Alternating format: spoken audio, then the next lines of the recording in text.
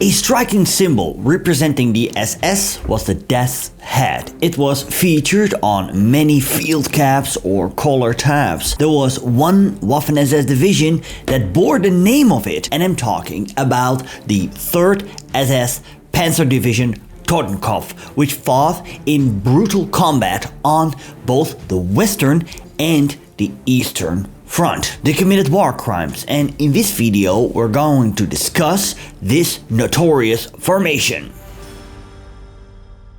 Good to have you back on the channel. It's me, Stefan, with another formations episode. This time about the 3rd SS Panzer Division Totenkopf. We recently hit 200,000 subscribers, so that is amazing. If you haven't subscribed yet, please do so, and I want to give a big thanks to those that already did, those who have been watching my content, and those who contributed financially to the channel. Every donation is welcome, either via Patreon, PayPal, a super thanks, or you can buy me a coffee, see the links below. First and foremost, what was up with the Nazis and death's head symbols? The Totenkopf, death's head symbol itself, predates the Nazis, dating back to the 18th century, often used by military units to represent death, courage and sacrifice. It was not specifically a German thing. Here you see 1917 Russian World War I troops, Polish troops that fought against Ukraine in 1919,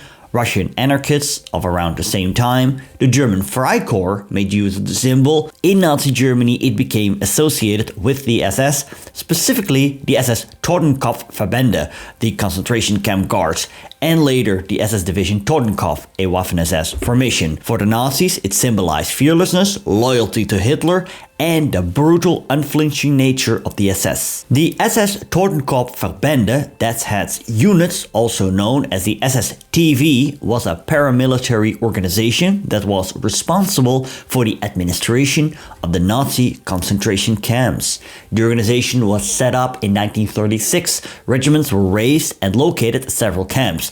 Standarte 1 Oberbayern at Dachau, Standarte 2 Brandenburg at Oranienburg, Standarte 3 Thüringen at Buchenwald, and Standarte 4 Ostmark at Mauthausen. The future Waffen-SS division had officers from the SS Verfügungstruppe, the SS VT, of whom many had already seen action in Poland. When the war with Poland started, the Standarten Oberbayern, Thüringen and Brandenburg were sent into Poland to subdue any resistance.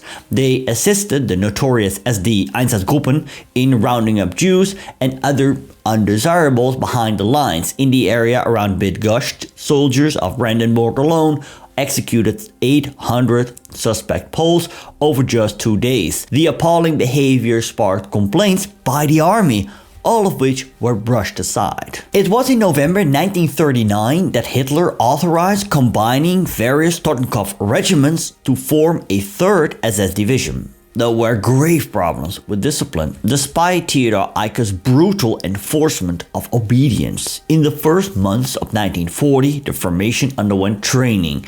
They were short of vehicles and heavy equipment. Eicke had to beg, borrow and steal stuff to bring his units up to strength. Assigned to the 2nd Army for the invasion of the West, it was initially held in reserve. 1 week later, they came into action. They moved through the southern Netherlands, Belgium, and into France, where in action northeast of Cambrai, the division took more than 16,000 enemy prisoners. The Nazi fanatics murdered French Moroccan troops, seen as racially inferior by them, but their lust for killing did not stop there. They had to reinforce the German units that had pushed through the coast, cutting off the British Expeditionary Force. Intent on breaking out of this encirclement, a major Anglo-French force smashed right into the Totenkopf division. Totenkopf was not able to stop the Allied tanks and suffered casualties. They resorted to heavy artillery pieces, firing at the enemy tanks over open sights. The Stuka dive bombers saved them from defeat. Hitler's notorious halt order was issued, and Eicke had to give up a hard-won bridgehead and withdraw. 2 days later, they returned and resumed the offensive. The British defenders put up stiff resistance. An SS company led by Obersturmführer Fritz Knöchlein managed to isolate 100 Allied soldiers of the 2nd Royal Norfolk Regiment that eventually surrendered. They were marched to a barn, lined up in front of it, and machine-gunned without any mercy. Survivors were bayoneted to death. A few survived, and they lived to see Knöchlein hanged for this war crime after the war. In the last days of the Battle of France, the men of the Totenkopf faced an Allied force that consisted of French and Moroccan troops. The surrender of the white French soldiers was accepted. The Arabs were slaughtered. They also murdered French Senegalese POWs. Totenkopf had suffered many losses and gained a reputation for reckless disregard of losses. In just 10 days of fighting, more than 300 officers alone were lost. This was partially the fault of Eicke's ruthless ambitions, but also the inadequate military training of former political police thugs and Allgemeine SS reservists. For a full year, the division remained in France and was committed to occupation duties for a full year. I read that despite their aggression in combat, they assisted local farmers to gather the harvest. The unit was now formally declared part of the Waffen-SS and reinforced with new recruits. For Operation Barbarossa, the invasion of the Soviet Union, Totenkopf was allocated to Army Group North and attached to the 4th Panzergruppe. They advanced in the second wave through the Baltic states and mopped up resistance and saw heavy combat at the Stalin Line, a line of defenses on the pre-1939 border. Here, Eicke got wounded and the unit suffered significant casualties. Over a month of fighting, 82 officers were lost. It took a great number of Soviet POWs. Clearly, Totenkopf has learned some lessons from its earlier mistakes in France. In August, the unit fought heavily on the approaches to Leningrad. As the Soviet 34th Army was crushed, Totenkopf suffered more than 4,000 casualties. In September, they had to endure a heavy Soviet counterattack at Luschno. Battered but victorious, the division came out of this battle. SS Stürmann Fritz Christen earned himself the Knight's Cross. As his anti-tank unit suffered heavy losses, he manned the gun alone for 3 full days. Relief troops found Christen alone, surrounded by about 100 enemy corpses and 13 destroyed Soviet tanks. He was personally awarded by Hitler. At the end of 1941, the German war machine came to a halt and the unit dug in. Now being fully on the defense, soldiers of Totenkopf conducted anti-partisan operations. Combat attrition reduced the 3rd Division to about 50% strength, but more losses would be suffered. Early 1942, the Soviets launched a major counteroffensive and smashed through the German lines. Soon, the men found themselves trapped in an encirclement at the town of Demyansk. Outnumbered and outgunned, the German troops held to the pocket and fought on tenaciously. Totenkopf was divided into 2 battle groups and, after Himmler's personal intervention, was reinforced by air with 400 replacements. As March approached its end, the division had almost suffered 13,000 men and 11 of its members had been awarded the Knight's Cross for gallantry. When, in April, a German attack from outside the pocket created a narrow corridor, the fighting continued undiminished, and by August, Totenkopf's divisional strength was down to just over 2,700 men. In November 1942, the division was withdrawn and transferred to France for rest and refitting. During this period, it was upgraded to the status of a Panzer Grenadier Division. The 3rd SS Division returned through the Eastern Front at the beginning of 1943 and joined the newly formed 1st SS Panzer Corps, and in February was involved in a ferocious battle alongside Das Reich, in which the Soviet 6th Army was annihilated. At the end of February, however, Commander Theodor Eicke was killed as the spotter plane he was in was shot down by Soviet small arms fire from the ground. I read that the men crossed the Soviet lines to retrieve the body of their commander. The SS Panzer Grenadier Regiment 6 was given the commemorative honor title Theodor Eicke and a cuff band was issued. In March, Totenkopf fought alongside other SS divisions in the recapture of Kharkov.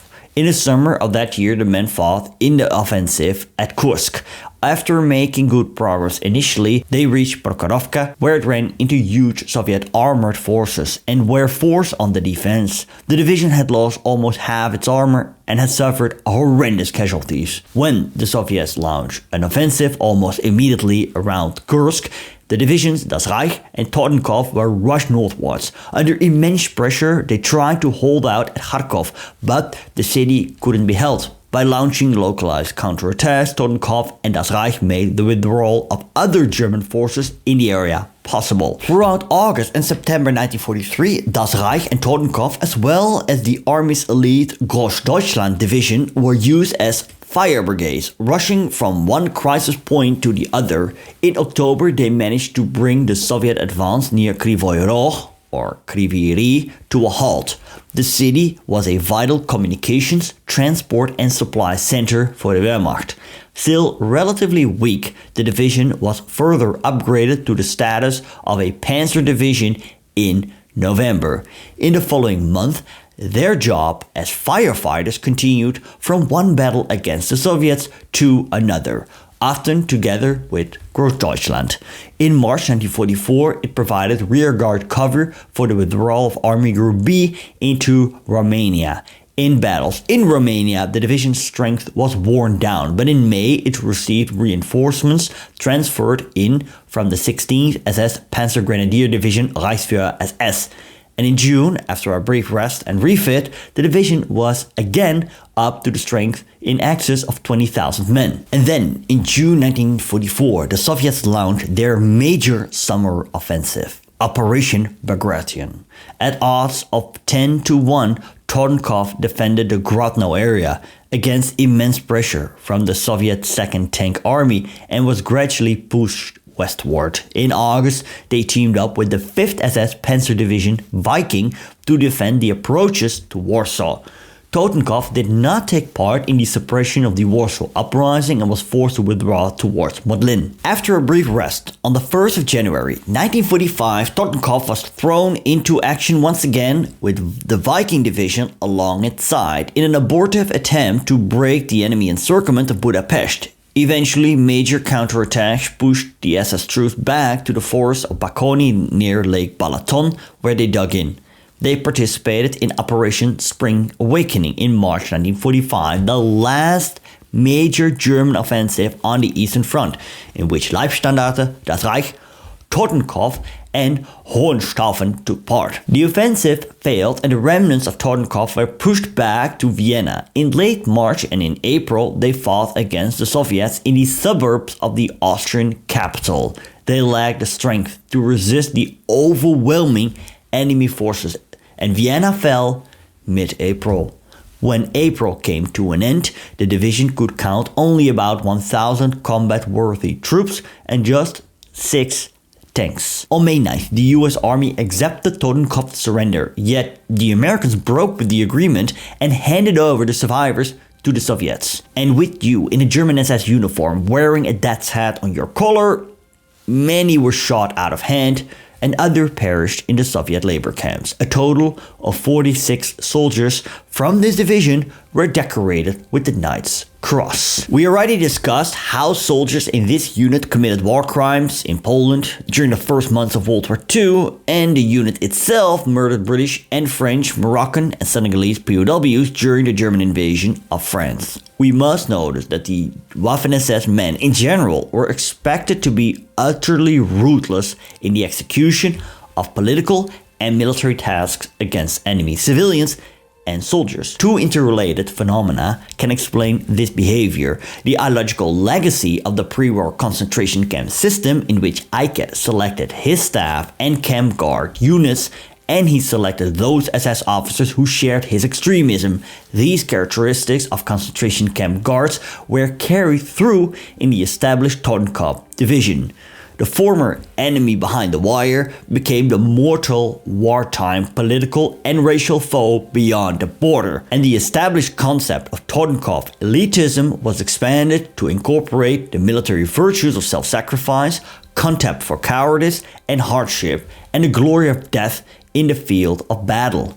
Their racial indoctrination made them carry out massacres against Arab and African POWs in France, and they carried this also out in the campaign against the USSR. To Eicke's men, the Soviet soldier was depicted as an Asiatic Jewish Bolshevik subhuman who personified the most treacherous and dangerous of enemies, the worst of those diabolical forces that would destroy the Reich and the German people unless annihilated. Exposure to the ethnic diversity and the vicious resistance of the Red Army simply reinforced this image. With their own indifference to hardship, contempt for death, and genuine hatred of the Jewish Bolshevik enemy, the products of Eicke's tutelage developed a lust for killing Russians and fought with corresponding tenacity. Totenkopf wartime behavior included the burning of villages, the murder of prisoners, and the summary execution of captured commissars. The specter of Eicke's personality was continued by succeeding commanders after his death. These were Max Simon and Helmut Becker. They had both served Eicke in the concentration camps before. Just like with the other SS divisions, a discussion is waged whether these men were brutal savages or brave fighters. We must notice that two things can be the same at once. Their unflinching nature made them save the Wehrmacht's day many times as Hitler's so-called fire brigades. But because of this nature, those who surrendered would often receive no mercy, as well as those who got in the way of the war activities of this unit. Its main commander Eicke managed to carry through the concentration camp guard mentality into a battle formation that managed to keep this mentality alive despite the death of their commander. Learn about the 1st and 2nd Waffen-SS divisions by clicking right here.